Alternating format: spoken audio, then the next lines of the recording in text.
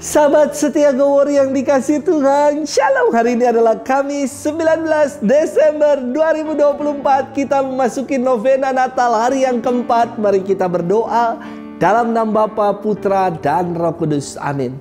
Salam dan terberkatilah saat Putra Allah dilahirkan dari perawan tersuci di sebuah kandang Bethlehem di tengah malam yang dingin mencekam.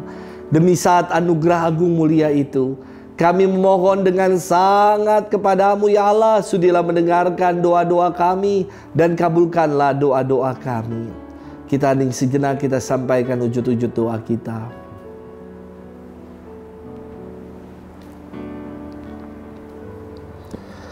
Kami mohon dengan perantaraan Yesus Kristus dan bunderanya yang tersuci. Amin. Dalam nama Bapa, Putra, Roh Kudus. Amin.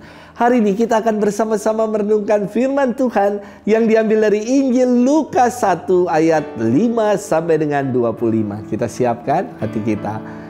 Haleluya, haleluya, haleluya, haleluya. Oh Tuhan, tunas Isa yang menjulang di tengah bangsa-bangsa, bebaskanlah kami dan jangan berlambat. Haleluya, haleluya, haleluya, haleluya. Tuhan bersamamu dan bersama rohmu. Inilah Injil suci menurut Lukas. Dimuliakanlah Tuhan. Di zaman Herodes Raja Yudea, hiduplah seorang imam bernama Zakaria dari kalangan Imam Abia. Istrinya juga berasal dari keturunan Harun, namanya Elisabet. Keduanya hidup benar di hadapan Allah dan hidup menurut segala perintah serta ketetapan yang tidak bercacat. Tetapi mereka tidak mempunyai anak sebab Elisabet itu mandul dan keduanya telah lanjut usia. Sekali peristiwa, waktu tiba giliran kelompoknya, Zakaria melakukan tugas sebagai imam di hadapan Allah. Sebab ketika diundi sebagaimana lazimnya untuk menentukan imam yang bertugas, dialah yang ditunjuk untuk masuk ke dalam bait Allah dan membakar ukupan di situ. Pada saat pembakaran ukupan itu, seluruh umat berkumpul di luar dan sembahyang. Maka tampaklah kepada Zakaria seorang malaikat Tuhan berdiri di sebelah kanan mezbah pembakaran ukupan. Melihat kejadian itu, Zakaria terkejut dan menjadi takut. Tetapi malaikat itu berkata kepadanya, "Jangan takut, hai Zakaria, sebab doamu telah dikabulkan. Elisabet istrimu akan melahirkan seorang anak laki-laki bagimu, dan haruslah engkau menamai dia Yohanes. Engkau akan bersuka cita dan bergembira, bahkan banyak orang akan bersuka cita atas kelahirannya. Sebab ia akan menjadi besar di hadapan Tuhan, dan ia tidak akan minum anggur dan minuman keras. Ia akan penuh dengan Roh Kudus mulai dari rahim ibunya. Ia akan membuat banyak orang Israel berbalik kepada Tuhan Allah mereka. Dan ia akan berjalan mendahului Tuhan dalam roh dan kuasa Elia, untuk membuat hati para bapa berbalik kepada anak-anaknya dan hati orang-orang durhaka kepada pikiran orang-orang yang benar. Dengan demikian ia menyiapkan suatu umat yang layak bagi Tuhan." Lalu kata Zakaria kepada malaikat itu, "Bagaimanakah aku tahu bahwa hal itu akan terjadi, sebab aku sudah tua dan istriku pun sudah lanjut umurnya?" Jawab malaikat itu kepadanya, "Akulah Gabriel yang melayani Allah. Aku telah diutus untuk berbicara dengan engkau dan untuk menyampaikan kabar baik ini kepadamu. Sesungguhnya engkau akan menjadi bisu dan tidak dapat berkata-kata sampai pada hari semuanya ini terjadi, karena engkau tidak percaya akan perkataanku yang pada waktunya akan terbukti kebenarannya." Sementara itu, orang banyak menanti-nantikan Zakaria. Mereka heran bahwa ia begitu lama berada dalam bait suci. Ketika ia keluar dan tidak dapat berkata-kata kepada mereka, mengertilah mereka bahwa ia telah melihat suatu penglihatan di dalam bait suci. Lalu Zakaria memberi isyarat kepada mereka, sebab ia tetap bisu. Ketika selesai masa tugasnya, ia pulang ke rumah. Tak lama kemudian mengandunglah Elisabet istrinya, dan selama 5 bulan ia tidak menampakkan diri. Katanya, "Inilah suatu perbuatan Tuhan bagiku. Sekarang ia berkenan menghapus aibku di depan orang." Demikianlah sabda Tuhan. Terpujilah Kristus.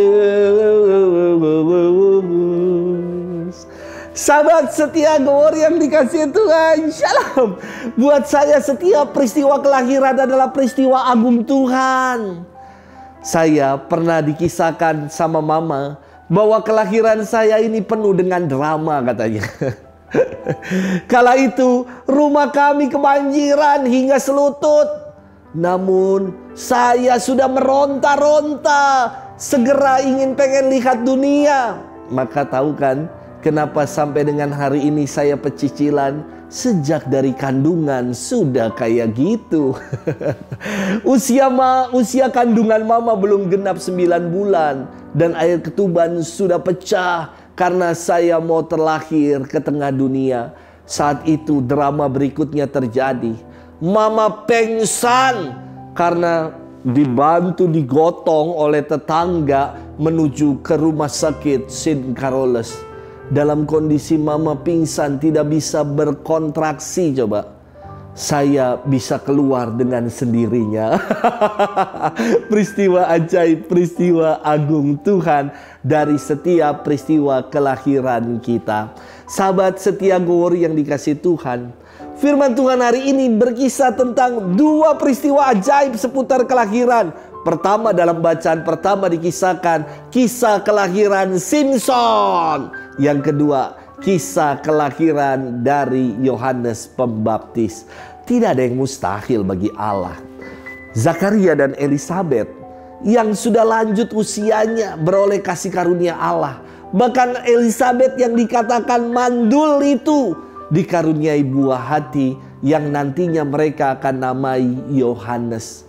Anak inilah yang akan mempersiapkan dan meluruskan jalan Tuhan. Keraguan dari sikap Zakaria membuat dirinya menjadi bisu. Hingga peristiwa yang fenomenal ketika penamaan anaknya, saudara-saudaranya ingin menamakan anak ini seperti nama bapaknya Zakaria. Tetapi Zakaria meminta batu tulis dan menulis, nama anak ini adalah Yohanes. Dan seketika itu selaput yang mengikat lidahnya gugur dan Zakaria kembali dapat berkata-kata dan memuji Tuhan. Sahabat setia Gowor yang dikasihi Tuhan, dalam hidup ini terkadang kita masih meragukan kuat kuasa Tuhan.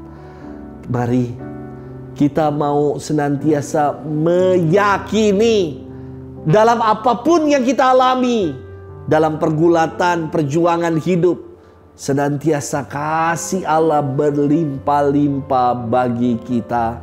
Maka Bunda Elisabet berkata, inilah suatu perbuatan Tuhan bagiku. Sekarang ia berkenan menghapus aibku di depan orang. Saat tangan Tuhan merentah, sungguh tiada yang mustahil baginya. Maka jangan lagi ragu, melainkan percaya saja. Karena setiap dari kehidupan kita, sungguh di dalamnya ada kasih penyertaan karya Tuhan yang agung dalam hidup kita. Sudahkah kita mau meyakini dan mengimani itu? Selamat bermenung. Tuhan memberkati kita selalu. Dalam nama Bapa dan Putra dan Roh Kudus. Amin.